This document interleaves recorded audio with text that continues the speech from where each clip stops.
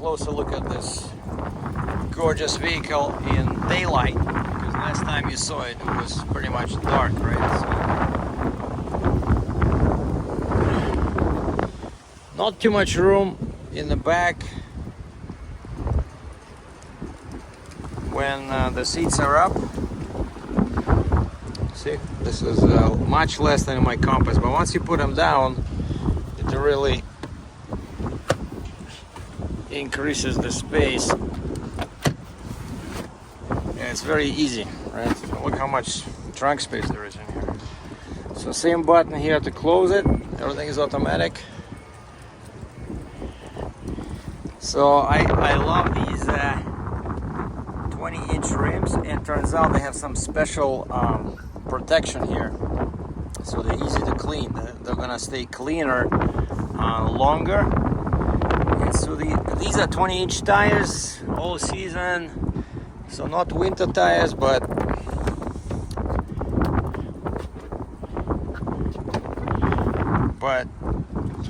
red leather everywhere, right? And here they have their own heating. We can adjust so the seats are heated even in the second row. But and yesterday I picked up the custom mud flaps. So these are Mopar mud flaps, but they only cover second row and first row. But so I got rid of the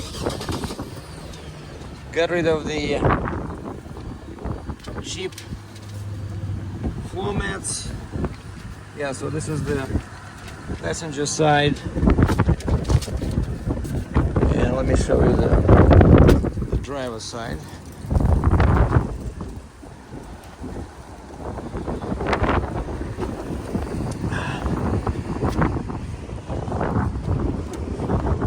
Driver's side, so yeah, much nicer than before. So this is, you see, fully covered, and actually I like these better than WeatherTech.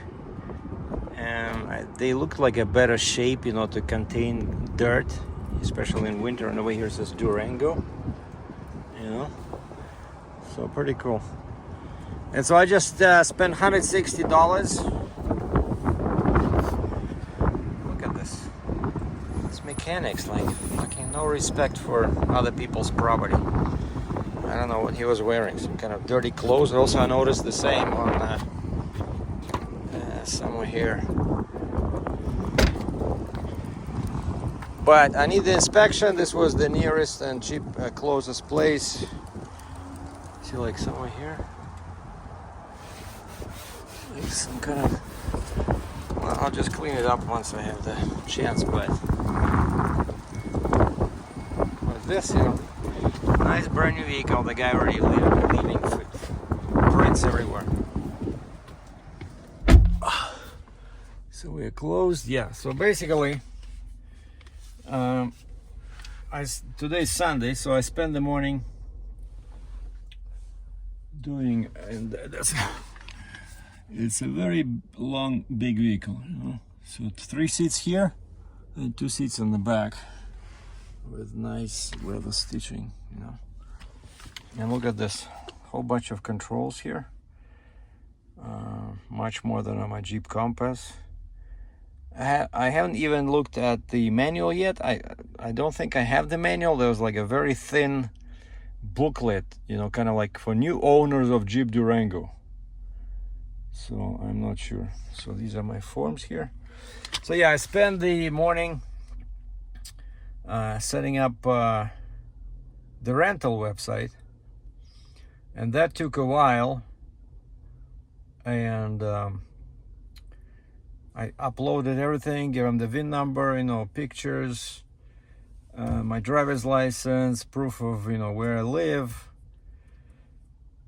And then pricing, turns out these guys, I'm not sure what I was thinking, but you don't get 100% of the rental, you know, surprisingly. Why one would think that, you know, it's your vehicle, right? You should get all the money, but no, of course they have to provide coverage, they have to make profit. And so they offered me, I know a friend of mine, he's on a 90% plan. So he gets 90% of the daily rental. The website keeps 10, but he has a big deductible. Like if something happens, some kind of damage, I forgot, I think he's like almost $5,000 or something. But anyway, in my case, because I'm new, they only offered me, like, first automatically I was informed I'm on a 75% plan, and so which means that I only keep 75% or whatever people pay to rent my vehicle. But the good thing is that the deductible is 0, and they also cover fees, let's say when I need to hire a taxi or rent a car to get from, you know, the vehicle to my home or something like that, if it's when it's damaged. But basically, yeah, they take care of the damage 100%. There's no deductible. So basically, if somebody scratches it or they smoke inside and the car has to be cleaned, they take care of everything. And then the other option, when I try to play with it, my other option was, they did not show me 90% because I'm new, but they showed me 85%, you know, like the other plan. So I would get 85%, but I think there was something about it I did not like. And I think the deductible was $2,000. So imagine if somebody scratches your car, right, and it costs like $1,000 to fix, basically they're not paying. It's all on me. I would have to find $1,000, and for now I said, okay, I want to keep it conservative. Let's just go with 75% and see what happens. And you can set your own pricing when you're a newbie.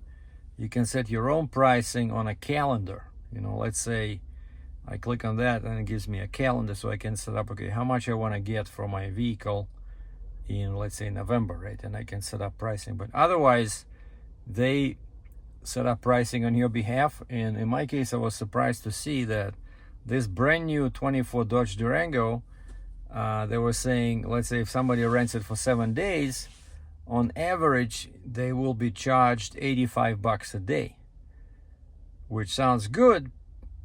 Well, actually not so good, but 85, so I'm only getting 75% of that, you know. So what is it, like $350 a week? But anyway, so that's why I think, you know, it's a good idea to combine that with Uber and Lyft. And so that was my next step. You know, I was setting up a new vehicle, second vehicle with Lyft and Uber, so I can choose, you know, which one to drive depending on the situation on my mood. Or let's say once the Jeep is fixed, but that's going to be in April. I don't want to rent it out when it's, you know, damaged like that. I wouldn't want to drive a vehicle like that, you know, like for rent. And so until April, until it's fixed, I'm gonna just stick it, you know, use it for Uber mostly. But this one, it has a potential of making more money with Uber, and so we'll see. But because this one qualifies as an XL, because it has 7 seats. Actually, they didn't ask me about how many seats. They said how many belts. You know, how many seat belts you have. I said 7. Yeah, I got 2, 3, and 2, 7. So it qualifies as XL. I think it qualifies as Uber Premier and probably Uber Comfort. So potentially you can make more money than with the regular car, you know. So I might be using this more for Uber than the Jeep, but we'll see. Somebody asked about parking spots. I only have my condo apartment only has 1 parking spot, but parking on the street behind the building is free. There's no signs in there prohibiting parking, and everybody parks there. And so what I've been doing is I've been parking this expensive vehicle in front of my apartment, and I've been parking the Jeep on the street. So yeah, now when I get home, I can upload these forms, and these are, so one is for Uber and the other one is for this rental website. Even though they didn't ask me for it yet, but with the rental website, the next step is do a 30-minute webinar.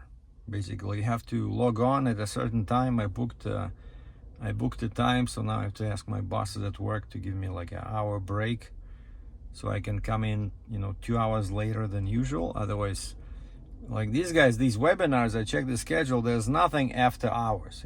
Everything is like 8 p.m., 10 p.m., 8 a.m., 10 a.m., 1:30 p.m. There's nothing after 5. So there's nothing I can do when I get off work. So I have to somehow, make it work. And so I booked one for Wednesday for 8 a.m. my time, but they said it only takes 30 minutes. So I'm gonna ask my bosses to let me come in at 9 instead of 7 and just do the seminar, because without that they will not allow you to list your vehicle. Like I have my listing, but it still says pending. Like I got the photos, vehicle description, my own little personal note why they would like this vehicle.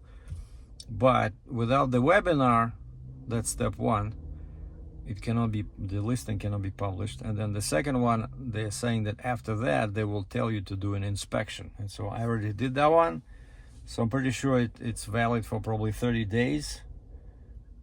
But this Canadian Tire, they know this. They said, oh yeah, we do that for these guys as well. So, but for now, yeah, the interesting next new development will be to see how long it takes Uber to issue a license, because I realized that a new vehicle requires a new TNDL.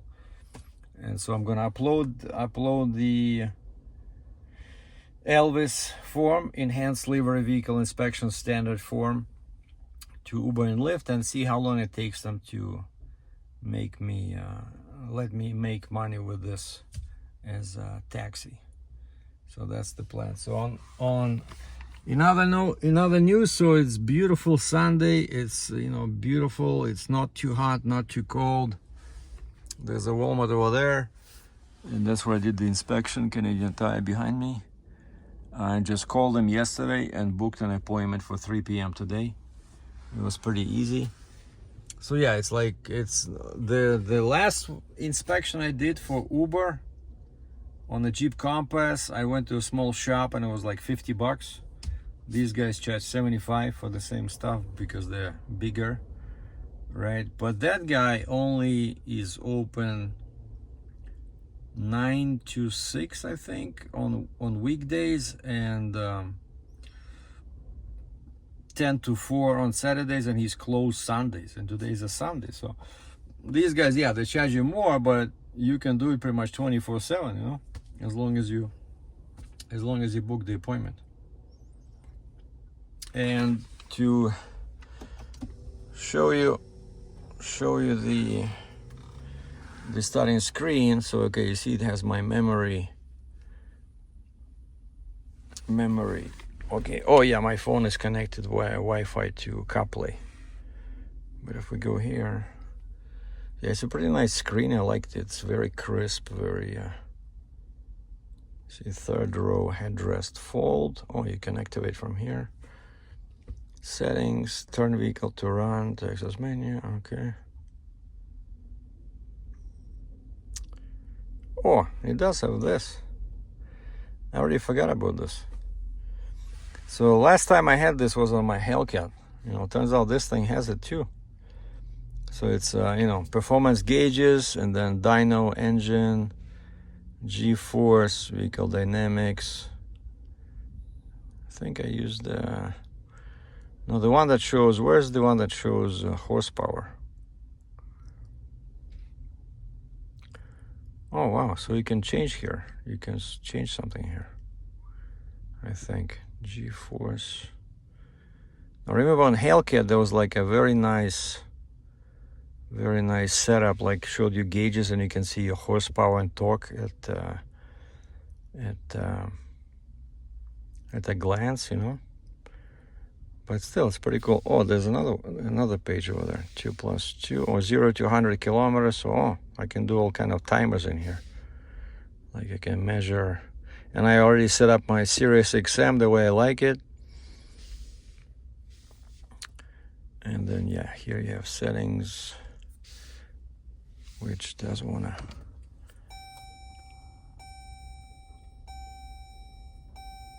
Yeah, here you set up like how many like I changed the doors and locks. I only want driver door to unlock, let's say on one press, you know, like this kind of like a few options here. See, like first press of key fob unlocks, and they give you an option driver door or all doors. And since I'm by myself, it's a driver door, so for all doors I'll have to click it twice. But yeah, super nice. So this thing also has 9 speakers, the audio system, and a 500 watt subwoofer, you know, which is pretty cool. So all in all, I'm loving this vehicle. Of course, I feel a bit anxious about renting it out, but I work for an equipment rental company. These guys have millions of dollars worth of equipment, and guess what? They don't buy it used. They go out, they buy a brand new piece of equipment like skid steer or scissor lift or excavator, and guess what? They rent it out to people they never met, you know? So that's how a rental business works.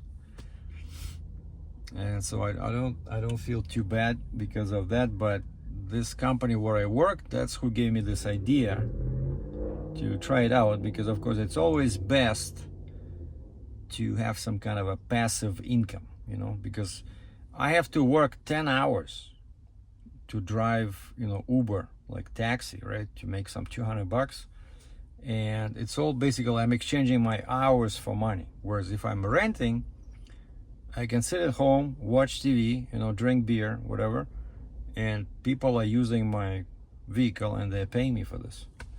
So let's say if I have like 100 vehicles, you know, I'm just sitting at home, and then of course you have to clean them once they come back in. But that's how the car rental business works, you know. So you can make, in theory, you should be able to make much more than $20 an hour.